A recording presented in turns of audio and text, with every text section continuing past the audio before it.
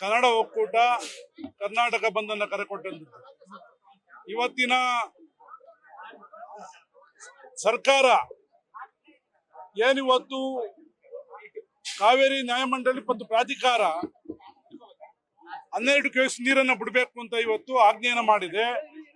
ಇಂತಹ ಸಮಯದಲ್ಲಿ ನಮ್ಮ ಕರ್ನಾಟಕ ಸರ್ಕಾರ ಯಾವುದೇ ಮುನ್ಸೂಚನೆ ಇಲ್ಲದೆ ಇವತ್ತು ಹಿಂದಿನೂ ಸಹ ನಮ್ಮಲ್ಲಿ ಸಮರ್ಥವಾಗಿ ವಾದ ಮಾಡುವಂತರು ಇಲ್ಲ. ಇವತ್ತು ನಾರಿಮನ್ ಅಂತ ಹಿರಿಯರ ವಕೀಲರು ಹಿಂದೆ ಇವತ್ತು ಯಾರು ಸಮರ್ಥವಾಗಿ ವಾದ ಮಾಡುವಂತರಿಲ್ಲ. ಇವತ್ತು ನಾವು ಅನುಭವಿಸಬೇಕಾಗಿದೆ ಕರ್ನಾಟಕದ ಜನತೆ. ಕೂಡಲೇ ಕರ್ನಾಟಕ ಸರ್ಕಾರವನ್ನ ಒಳ್ಳೆ ಸಮರ್ಥವಾದ ವಕೀಲರನ್ನು ನೇಮಿಸಬೇಕು ಅಂತ ಒತ್ತಾಯವನ್ನು ಮಾಡೋದ್ರ ಮೂಲಕ ಇವತ್ತೇನು ಇಡೀ ಬೆಂಗಳೂರು ರಾಜಧಾನಿ ಇವತ್ತು ನೀರು ಕಮ್ಮಿ ಆದ್ರೆ ಇಡೀ ಬೆಂಗಳೂರಿನಲ್ಲಿ ರಾಜ್ಯದ ಎಲ್ಲಾ ಜಿಲ್ಲೆಯ ಜನ ಇದ್ದಾರೆ. ಇವತ್ತು ಇದು ಕಾವೇರಿ ವಿಷಯ ಇಡೀ ರಾಜ್ಯದ ಜನತೆಗೆ ಸೇರಿರುವಂತದ್ದು.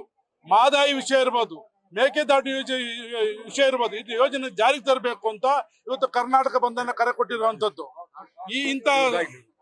ಇಂತಹ ಸಮಯದಲ್ಲಿ ಎಲ್ಲರೂ ವಾಟಾಳ್ ನಾಗರಾಜ್ ನಾಯಕತ್ವದಲ್ಲಿ ನಾವೇನ್ ಪ್ರಾಮಾಣಿಕವಾಗಿ ಹೋರಾಟವನ್ನು ಮಾಡ್ತಾ ಇದ್ದೀವಿ. ಇವತ್ತು ಮಂಡ್ಯ ಹಿತರಕ್ಷಣಾ ಸಮಿತಿ ಸಹ ಅಲ್ಲಿ ಹೋರಾಟಕ್ಕೆ ಬೆಂಬಲವನ್ನು ವ್ಯಕ್ತಪಡಿಸಿ ಬಂಧನ ಮಾಡ್ತಾ ಇದೆ.